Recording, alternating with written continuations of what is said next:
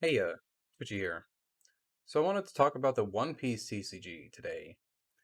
Yeah, I'm very, very, very excited for this one for a whole lot of reasons that I want to touch on today. Now, I'm just gonna get right into it with the first one and say that Bandai really feels like, they've kind of learned a lot of lessons, you know?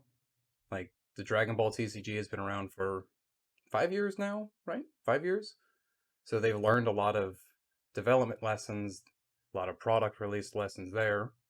And more recently with the Digimon TCG, well, let's hope they learned how to release a game and not have it get fucked. I mean, hey, it was out of their control. It was COVID, right? And importantly, they seem to have learned how to make cards very, very pretty from the beginning of the game, and they're not waiting around. So let's just also get this out of the way. The Dragon Ball TCG, the Digimon TCG, uh, One Piece TCG, right? Like it's just the baby of the two, or the evolution of the two. It has the interaction and more of the character to character combat we expect from Dragon Ball, plus the leader system. But it has some of the art lessons from Digimon. They don't seem like they're taking a whole lot else from Digimon, really, besides like the spells activate from your life in One Piece now, whereas they don't in Dragon Ball. But that's like a pretty whatever thing. Either way, the game has interaction. And interaction is very, very important for not just the competitive scene, but I'd say in my personal opinion, the overall enjoyment of your game. Because, hey, if I'm just sitting there watching you beat my ass, I'm not really having much fun. And while I'll go over the actual cards more in another video, I'll say that the actual cards we have for interaction, they seem fine, they seem what you'd expect. Smaller, cheaper little effects that don't really do anything crazy now, but the important part is it's a core mechanic, so over time we're going to get cool stuff. So I want to talk about the Dawn system. Now, I actually kind of like this idea, not necessarily because, I like lands or I like the power boost or whatever, but that I like that they're just trying something new and they're trying something that's pretty different, right? Because your mana isn't just your mana, it's your mana, but you can also use it to pay costs that remove your mana, but then you can also pay costs that equip your mana to your dudes. Like, there's just so much stuff going on with it that makes it inherently way more interesting than most other resource systems and gives them a whole hell a lot of mechanical room to work with there. I mean, just like right off the bat, I can think of what does an archetype that wants to equip all of its mana to its dudes look like? And it's also cool because it takes away the design space of needing to put cards from your hand into your mana that has kind of made things a little wonky at times in Dragon Ball. I don't know about you, but there's been plenty of times where I have a grip full of cards in Dragon Ball, I need to charge something, and holy shit, I do not want to charge a damn thing in my hand. But if you're just getting 2 mana every turn for free, you don't have to think about it. Now, I also want to touch on the leader system, because, I love me some leaders, okay? Any game that can just throw a leader in there, yeah, just give me a leader. Now, the thing I like that's pretty much a direct lesson learned from Dragon Ball is right off the bat, we have a nice little color wheel in the bottom that shows you exactly what colors that leader gives you. Nice, clean, simple, efficient. I like that a lot. Plus, it opens up multicolored leaders, right? Like, hey, you just fill in all 6 of those pips and then have some trait on him that says, hey, you can only use blah keyword. And plus, it also makes deck building a little bit easier, which, hey, I like that it makes just approaching deck building very easy for newer players. Because if your leader says, hey, you can only have one color, well, now you only have one color of cards to worry about. And that's pretty good.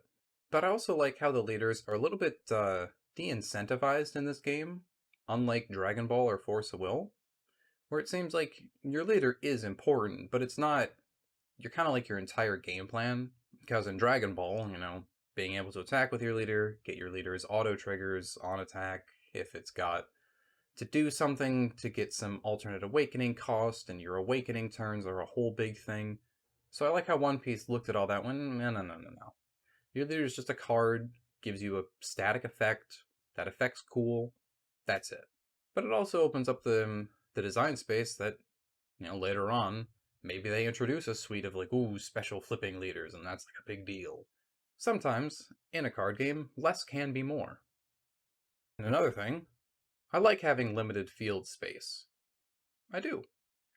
I don't think every card game needs it, but I think it makes designing for your game just that simpler, where you don't have to worry about, hey, if we make a token archetype, what if that token archetype can just make 100 guys? Well, if you only have 5 slots on the field, making a token archetype's a lot easier. Because, hey, you can make a token, but you only have 5 of them, so I guess you keep hand advantage, right? Oh, I'll also say, I love that they made a field card equivalent that's seemingly just dedicated for the boats. Because I love boats. Yeah. And as mentioned before, as you can see here, they're already starting to knock it out of the park with the art. So I've nothing bad to say there so far. I mean, I'll maybe say more after I have cards in my hand, but yeah, that speaks for itself. Mechanically speaking, I kind of touched on it as the game is the evolution of Dragon Ball and Digimon.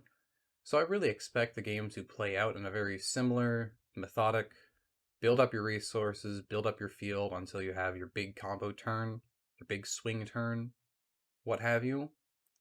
So there's not much to say there, and I'm not much of a TTS early tester type, mostly because my dumbass friends don't fucking play with me. So I haven't actually gotten any games in, but everything I've heard and seen is just, pretty, good. Nothing bad to say. There's nothing that's jumped out at me as being well, I'm not sure about that. Everything I've seen has been yeah, that just looks like a good game. Looks like I'll enjoy it. So I'll have more to say when I actually have cards in my hand and some stuff to show off. But unless there's some weird clunkiness that I'm not seeing now, I really don't expect I'll have anything bad to say, and I kind of hope that I'll fall in love with it, And I'm not saying that just because, holy shit, the trailer got how many freaking views? What? I mean, if that many people want to actually play a card game,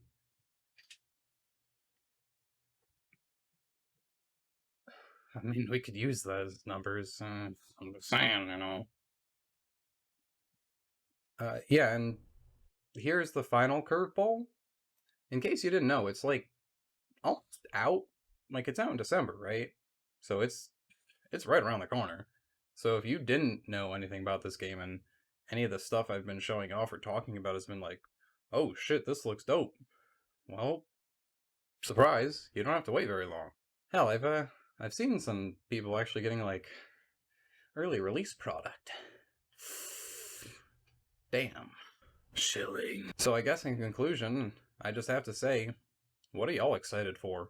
With One Piece's very, very, very, very wide berth of source material to draw from, there's a whole lot of stuff they can put in. Personally, I'm already excited for the film archetype. I really like the One Piece films, and I hate how, but I understand why, all the films are non-canon. So to kind of get them bundled together as one pseudo-archetype, I'm down for that. But in terms of wish list, Dogtooth, Fishman archetype. Fishman tribal? Hell yeah, dude. Yeah. Let me know what you want to see in the comments. And I'll see you next time.